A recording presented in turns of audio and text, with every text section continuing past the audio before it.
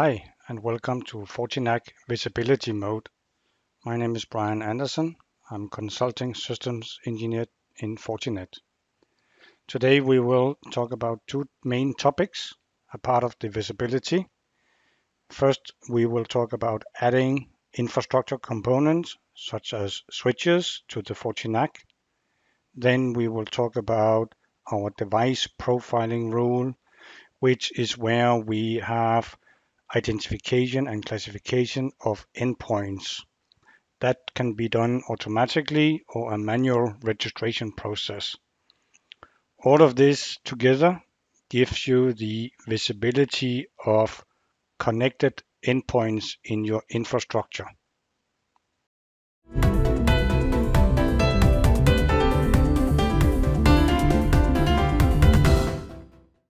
First, let's have a look at the FortiNAC and how we gain that kind of information. It's important to understand that FortiNAC is an out-of-bound solution, which means that we are not, let's say, inline, or we are not on any span ports on the infrastructure switches, etc. We do collect our information about switches, routers, access points, etc. by using various different protocols like SNMP, CLI, radius, etc. All of that together is giving FortiNAC a very scalable and flexible deployment structure. As you can see on the right-hand side, we can have a corporate headquarters and remote locations which are managed and controlled by FortiNAC. But you can also have remote locations that are a little bit large, where you can deploy local FortiNAC instances and have all of that managed by a central FortiNAC manager. So that's all very flexible and varies on your actual deployment. FortiNAC consists of three main pillars.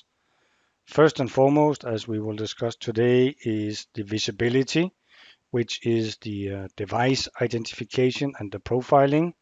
Also part of that is vulnerability scanning.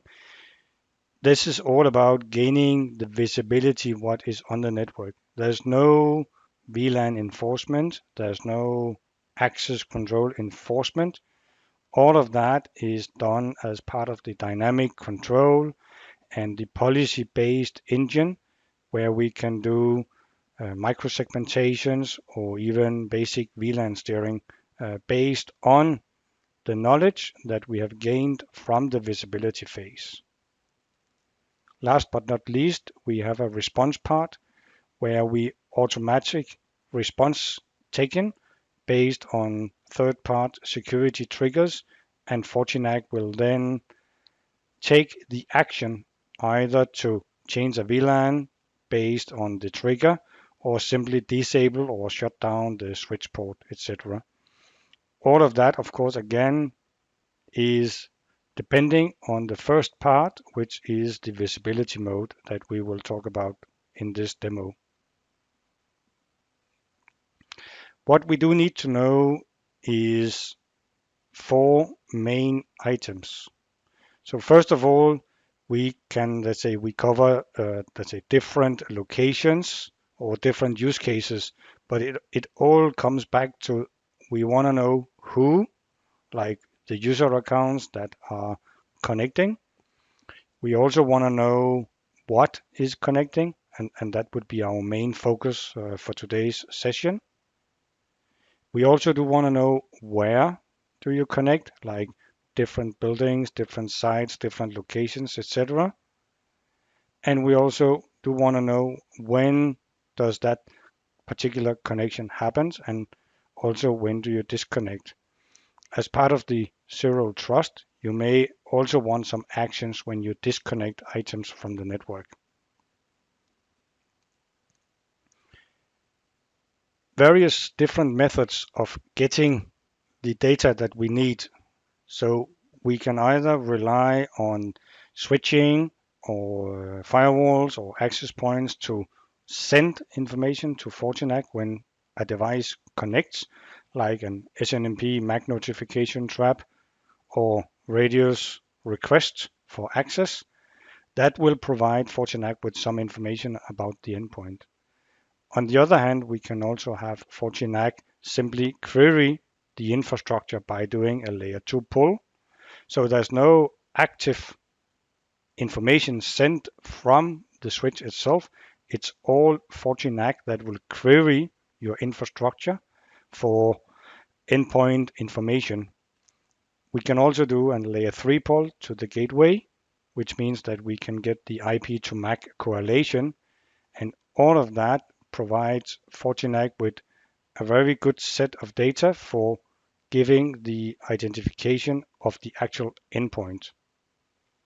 So now that we know where something has connected, we also do know like the MAC address, we also do know like the IP address, etc. Now it's time to look at the actual identification or classification of the endpoint, which is what we call device profiling. So device profiling is using 20 different methods of classifying or identifying the actual endpoint. So in this demo, we will have a look at our newly added FortiGuard IoT database. We will also have a look at our ONVIF query. So this is an industry standard where we can query stuff like endpoints of cameras or video transmitting equipment, etc. And as we will see in the demo, it consists of different profiles that we can then use to say what that kind of a device it is. And of course, it's clear that the more method that you add to your profiling rule, the higher the trust you will have for that the actual device is what you expect it to be. So for instance, you can take HTTPS session to the IP camera, and at the same time, you can do an ONVIF query. And if both have a match, then you're pretty sure that it is an IP camera and that it is your IP camera, etc.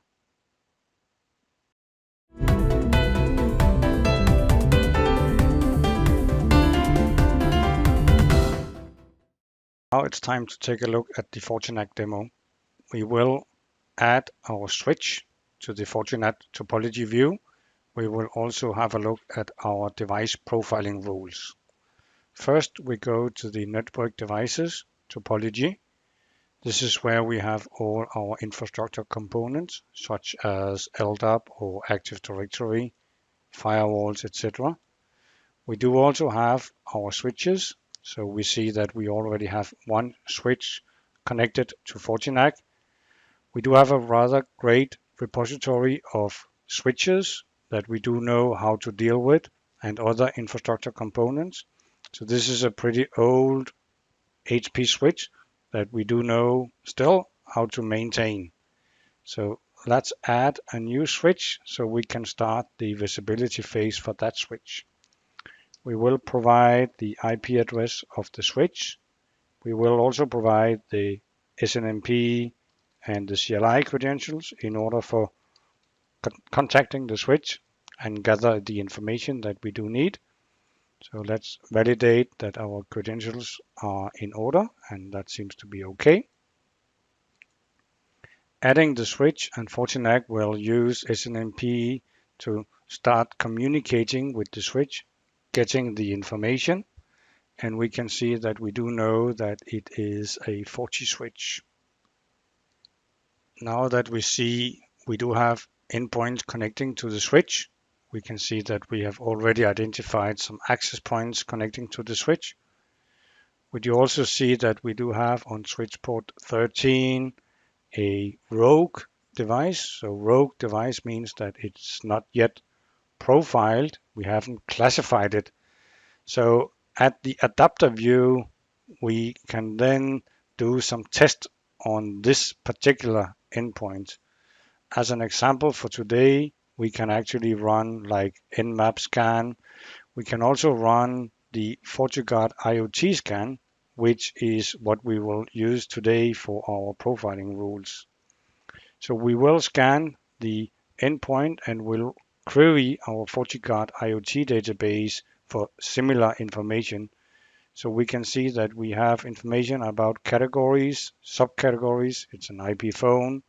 We know the vendor code. We also do know the actual model of the phone.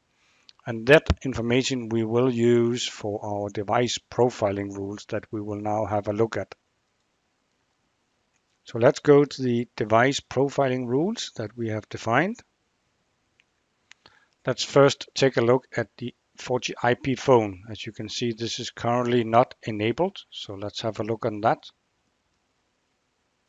So the registration will be done automatically, and registration will not mean any enforcement, but just that we can register and show by icons, etc., that this is a particular IP phone. So let's look at the method. And as mentioned, we do have 20 different methods for detecting and classification of devices.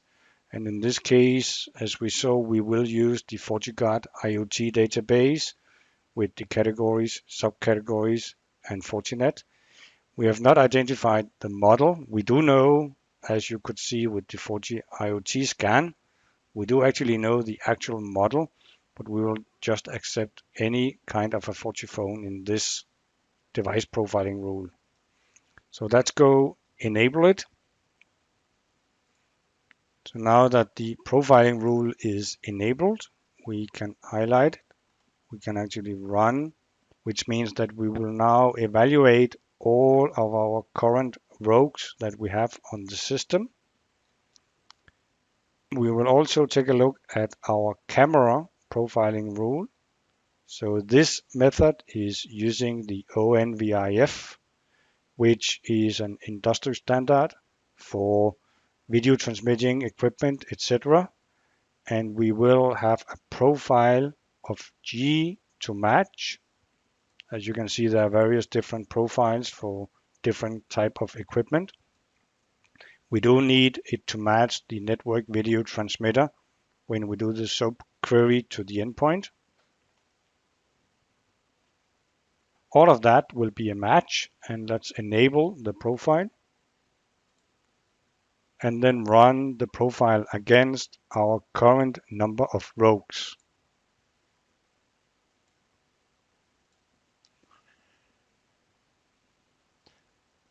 Now that we have run and we have tested both of our profiling rules, we can go to our profile devices. This is where we can get a view of the connected equipment. So we do see that we have a Forti camera connected. We do also see that it is connecting on the HP switch port number 10. We do also see our Forti IP phone connecting on the newly added switch on port 13. So we do see that it's registered as per the icon, is changed from the question mark to the actual representing of the actual endpoint.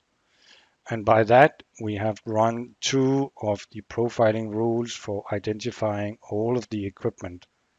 And that's all you need to start profiling your endpoints in your infrastructure to gain the visibility that you will later on Thanks for watching. be able to use if you want to apply access control or even remediation or automated responses.